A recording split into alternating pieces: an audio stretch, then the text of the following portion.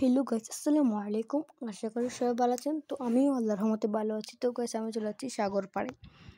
সাগর পাড়ে আসার পর আমি যেইটা দেখছি সেটা আমি অবাক হয়ে গেছি। কারণ এখানে একটা জাহাজ চলন্ত, মানে বন্ধ জাহাজ, কিন্তু সেটা মানে পিছে চলে আসছে। আমি কিছু বুঝি নাই, সেজন্য আমি আপনার সাথে সেইটা কিছুক্ষণ পরে শেয়ার করতে যাব। তো তার আগে ভিডিওটি ভালো লাগলে অবশ্যই লাইক সাবস্ক্রাইব করে দিবেন। তো দেখতে পাচ্ছেন একটা এলএনজি জাহাজটা কিন্তু আমার একদিন আগে আসছে, একদিন পর আসছে। তো সেজন্য আমি একদিন আসছিলাম, আসার পর দেখি এলএনজি জাহাজটা চলে আসছে অলরেডি। আমি সেটার জন্য অপেক্ষা করছিলাম। অপেক্ষা করার পর দেখেন এটা কিন্তু এখনও ভালো জাহাজ, সেটা কিন্তু এখনও আমি যদি চালাতে চাই সেটা এখন চলতে পারবে, কারণ সেটা এখনও কাটা হয়নি।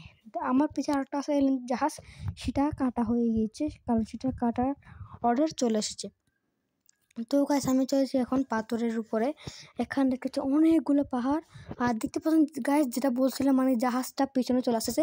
গাইস, নিজে জাহাজটা কিছু নাই, জাহাজের ভিতরে কেউ নাই, সেই জন্য জাহাজটা নিজে চলে আসতেছে। তো আমি একটু ভালো করে দেখাতে চাই।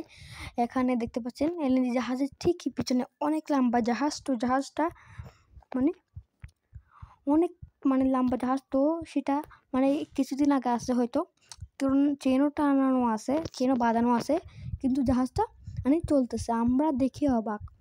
তো এটা অবিশ্বাস্য হলেও সত্যি, কারণ জাহাজটা নড়াচড়া করতেছে, কারণ এখানে জোয়ার প্রায় মিডিয়াম।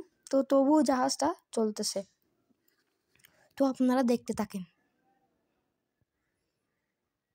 তো আপনারা যদি খেয়াল করেন, আমার এলএনজি জাহাজটা যেটা আছে আমার ডান পাশে, এই জাহাজটা কিন্তু ঠিকই আছে, সেখানে কোনো জোয়ার নেই।